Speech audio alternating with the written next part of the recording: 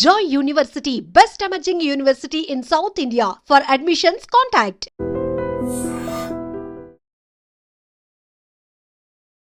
Hi, నేను మీ విజయ్ కర్ణం.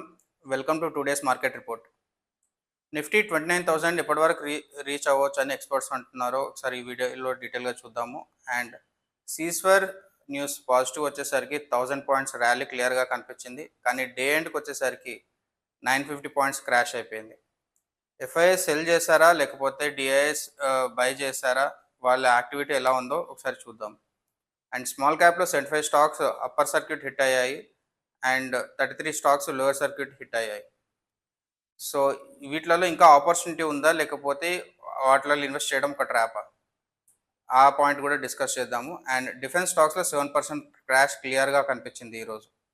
So market movement 9:15కి start అయినప్పుడు అందరూ ఎక్స్పెక్ట్ చేసినట్లుగానే సీస్వర్ న్యూస్ వచ్చేసరికి సెన్సెక్స్లో 1000 పాయింట్స్ ర్యాలీ క్లియర్గా కనిపించింది. అండ్ నిఫ్టీలో 250 పాయింట్స్ జంప్ క్లియర్గా ఉంది. సో వీటి వల్ల మనకి క్రూడ్ ఆయిల్ ప్రైజెస్ కూడా చూసుకుంటే 2.6% డ్రాప్ ఇంపాక్ట్ ఉంది అనమాట. సో ఏవియేషన్ అండ్ ఓఎంసీ స్టాక్స్లో బయింగ్ ప్రెషర్ చాలా హెవీగా కనిపించింది. టాప్ గెయినర్స్ ఇన్ మార్నింగ్ సెషన్లో ఒకసారి మనం చూసుకుంటే Jio finance, Adani ports, UltraTech cement, Tata steel and Shriram finance. ఇది morning section. And afternoon section వచ్చేసరికి సీస్వైర్ వయలేషన్ అయ్యిందని ఇజ్రాయెల్ అనౌన్స్ చేసింది. సో దాంతో ఇమీడియట్గా సెన్సెక్స్ 950 పాయింట్స్ డే హైస్ నుంచి ఫాల్ కావడం స్టార్ట్ అయింది. సో నిఫ్టీ ఏమో 25,050 పాయింట్స్కి లెవెల్స్కి వచ్చేసి ఆగిపోయింది. దాంతో డే క్లోజ్ అయిపోయింది. సో టోటల్గా ఈరోజు మనం ఓవరాల్గా చూసుకుంటే today gainers and losers chart ఒకసారి చూద్దాము. టుడే గెయినర్స్ వచ్చేసి Jio finance 3%, Adani ports 3%, UltraTech 3%, Tata steel 3% and Shriram finance 3%. వీళ్ళు టుడే గెయినర్స్. అండ్ లూజర్స్ వచ్చేసరికి ONGC 2%, power grid, Indus bank and BEL. వీళ్ళు టుడే లూజర్స్ అనమాట.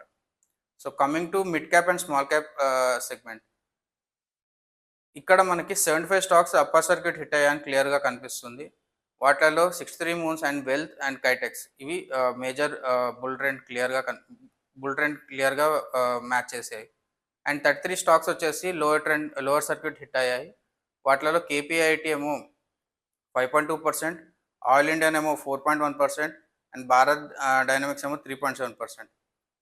అండ్ బజాజ్ కన్స్యూమర్స్లో ఏమో 18% ర్యాలీ కనిపించింది. And KRBL, LT foods and Usha Martin 8%.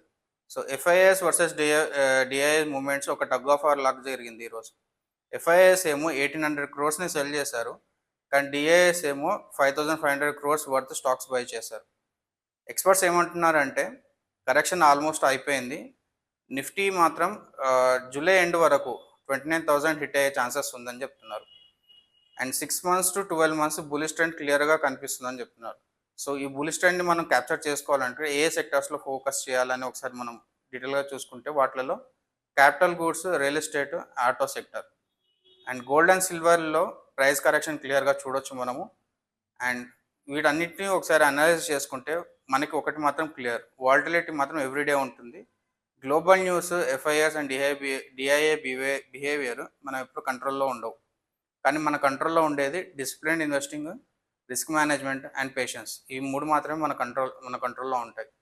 So ఈరోజు లెసన్ వచ్చేసరికి రియాక్ట్ కాకుండా స్ట్రాటజీతోనే ఇన్వెస్ట్ చేయాలి.